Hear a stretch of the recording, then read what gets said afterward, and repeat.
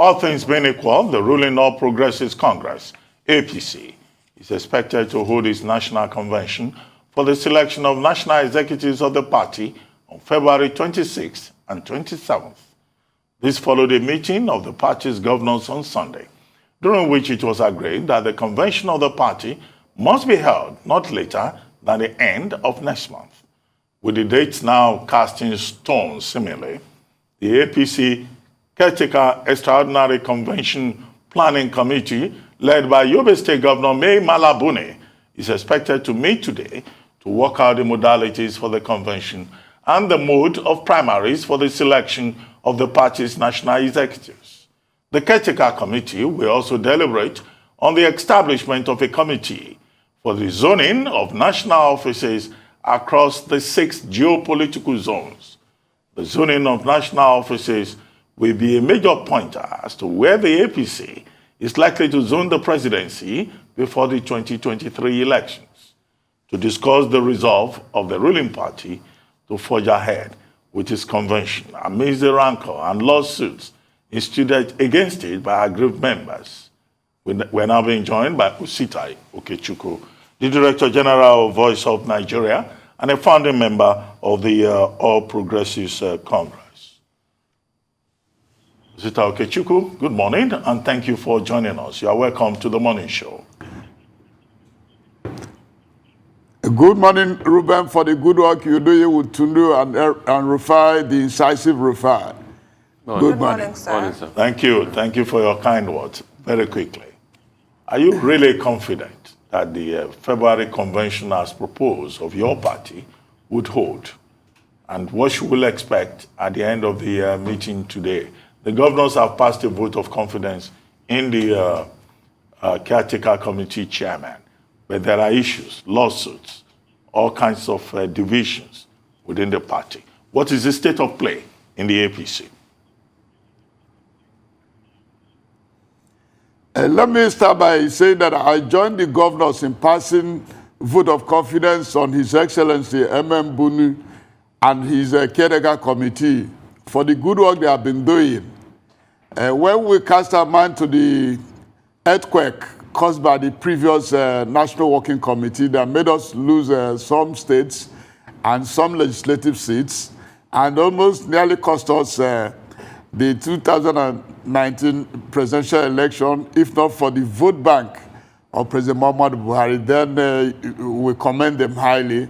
I'm one of those who is interested in what they are doing for the fact that when we just finished the congresses, the World Congress, the local government Congress, and the state Congress, there were crises on the ground, and they set up a reconciliation committee made up of very eminent Nigerians and led by distinguished Senator Abdullahi Adamu. And they are doing a good work. I'm one of those that attended one of their reconciliation meetings when it came to the turn of Enugu State. I was so happy the way they grilled us, and they even rebuked all the factions in Enugu State. They told us, what are you talking about? You don't want to win the 2023 presidential election and the general elections? If you want to win, why don't you keep your house in order? So I think what they are doing that is most important is to get a united APC before that convention. And that united APC is like a mobile force. If you don't keep your force in order, and you are going to battle with our sister political party, the PDP, then you'll be making the greatest mistake.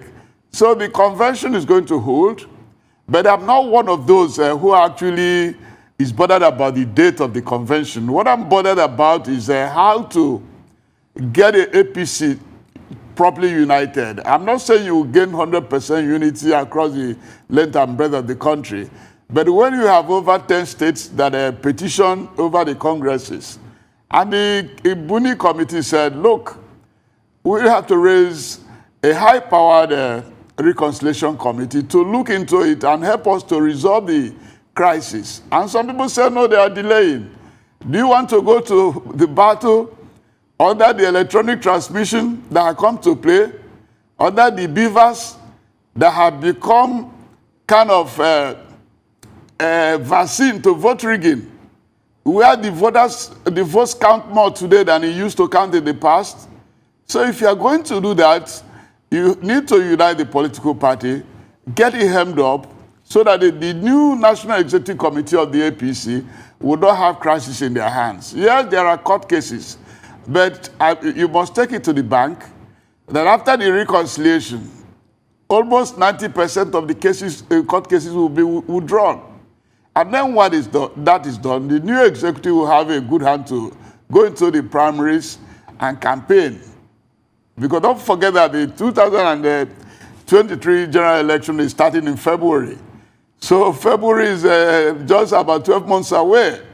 And if you're a politician like some of us who have been in this game for the past 40 years, if you start today to prepare, you have to prepare well. I think what they are doing is to have a united political party, and it is a welcome development.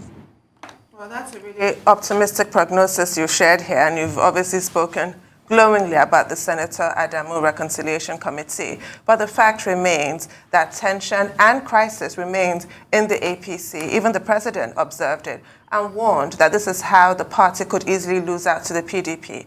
So let's just get down to brass tacks. You talked about witnessing one of those reconciliation efforts in your state. How do you honestly assess what is happening in, for example, Kano, with that, friction going on with two factions of the APC in Kano, and people determined to have their day in court and not settle out of court? How do you also reconcile the issue of those who are vehemently opposed to the Mai Mala Buni Caretaker Committee and its, extended existence till today? But Sister Tudu, you get to understand, one, that we actually run a multi-party system. But within the multi-party system, we have two dominant political parties.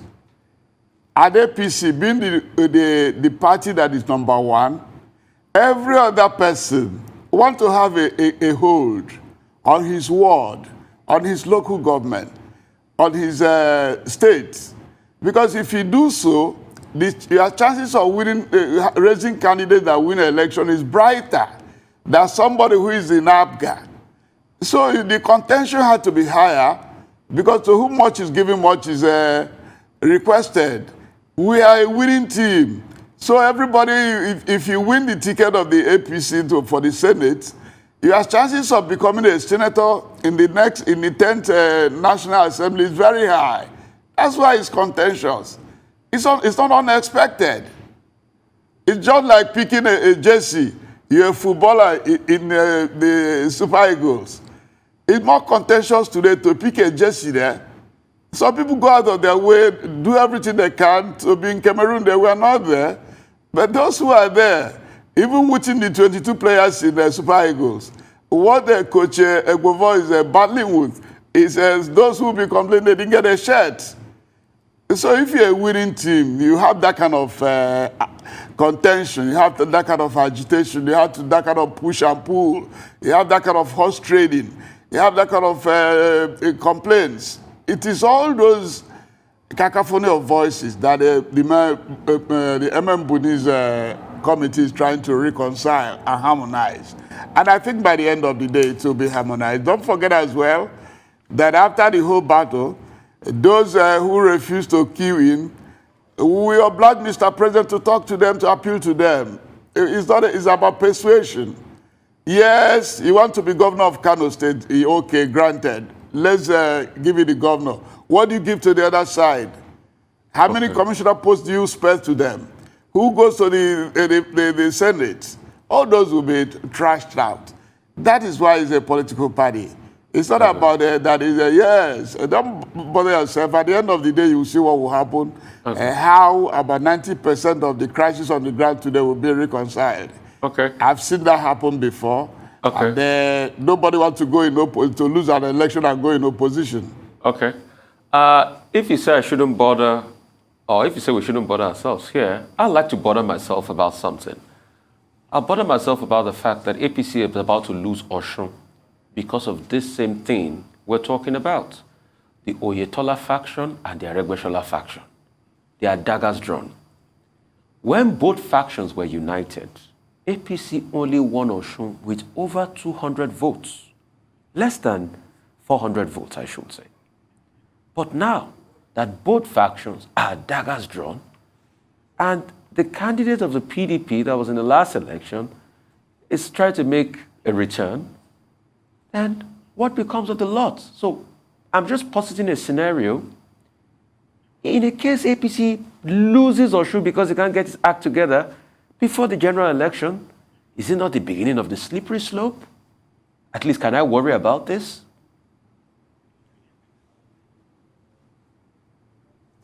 Your question is very valid and germane.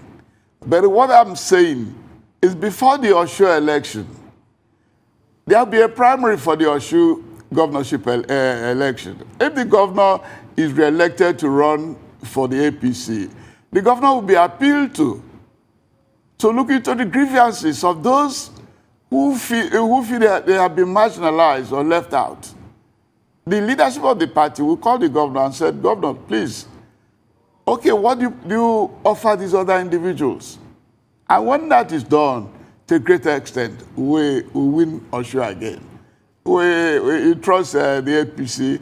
Osha is a progressive state. They cannot go to the PDP and start sharing share the money. Now, they will remain with us because we're talking of infrastructural development. We're talking of investment for tomorrow's Nigeria. We're not talking just to come into power for power's sake. The only problem we have is that we've lived in the era where the PDP used the money for infrastructure to share to the people. And we're not sharing money. That's part of the agitation. Who will reconcile those things? Okay, I like your optimism. But if you look at, I asked you earlier on the state of play.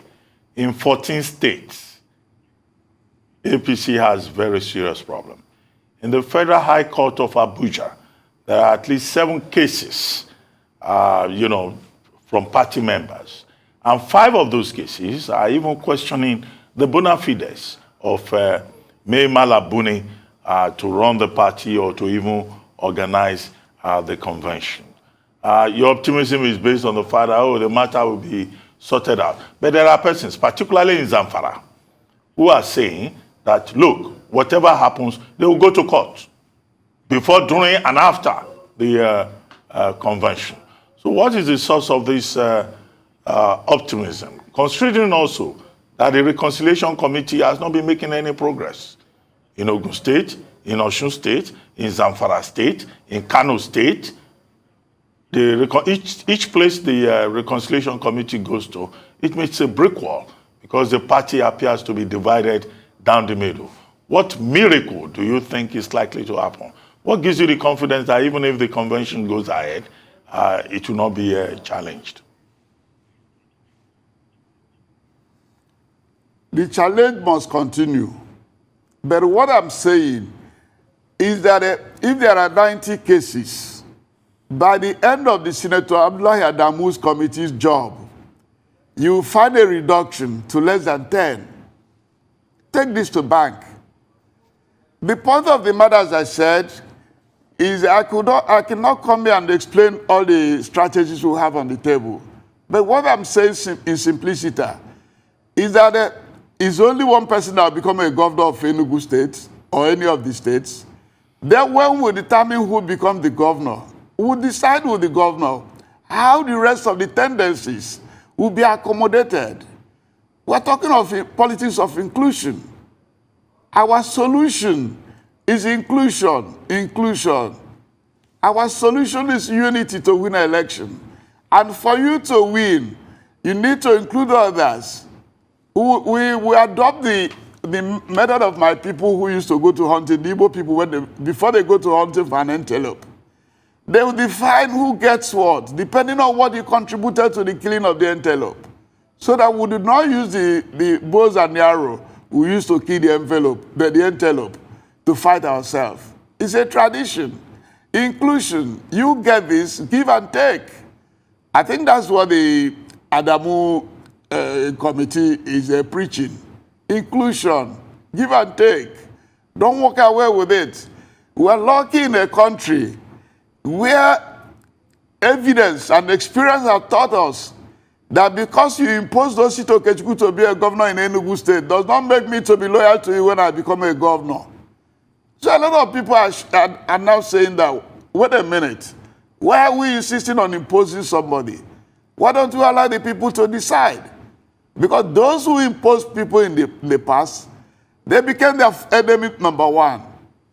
So what they are preaching is inclusion. Yes, one person must be a senator. What of the House of Reps? What of the boards? We have in our hand over 1,000 board appointments. So we'll bring it to bear. We said, okay, if we win the election, this is how it will be shared. That if you lose in this one, you get in the other one. But please, if we are not united, we have our sister political party waiting in the wings. But at any rate, Dr. Ruben, we have 22 states in our kitty today. We don't have this crisis as tough at the end of the day in more than 4 states. And we're going to reconcile those 4 states. So it's not that my optimism is based on figures, facts and figures. My optimism is not based, and I also understand, I was going to Parako the other day, and then we were on road from Enugu, and one lady was said, oh, have they done this to the road? So we can come to Parako from Enugu under 3 hours. One used to take about 6 hours. And there are spots of development here and there that are getting back to the people who are strictly opposed to the APC. There's hunger in the land, and we're addressing those hunger by trying to go back to land. So we're trying to put inclusion to resolve intra-political party crisis. Yes, we might not achieve 100%. I must bet you on that. But all those cases in federal high court and the high court of the state here, they will peter away. Why? Accommodation, inclusion. That's our slogan. That's our yardstick. That's the card we are playing. If you lose it, are you benefiting? No. Why don't you unite? Yes, we'll do that in our show. Don't forget that Rebo Shala is a core party person. He's a foundation member like some of us. And would not like the party to lose in the Osun State. So at the end of the day, there will be a meeting ground. The same in Kwara State, my minister will not say that the APC should lose because of intra-party crisis. So there must be give and take. What we're going to plead with the governors is that, Governor, come on, include this tendency. Yes, there's nothing you can do except inclusion.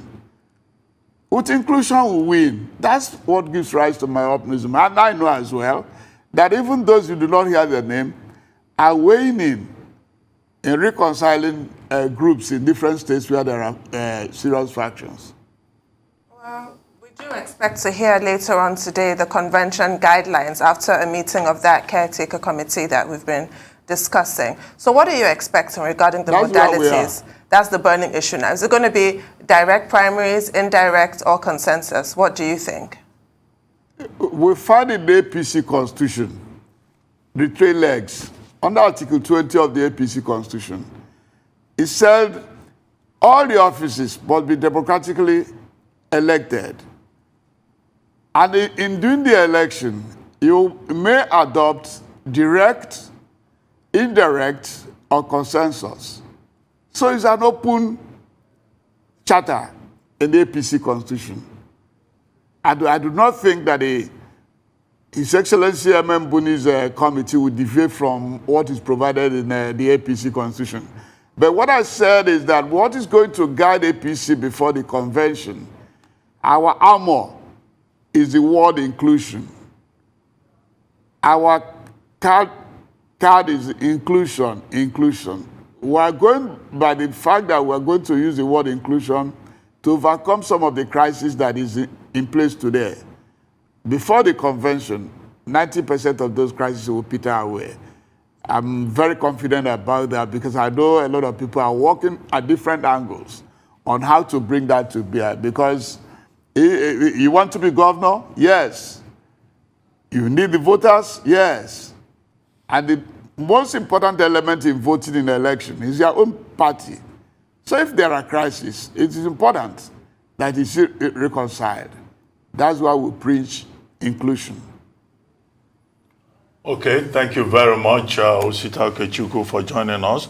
We wish your party the very best as you try to resolve the conflicts within the party and reconcile all parties concerned. Thank you very much indeed.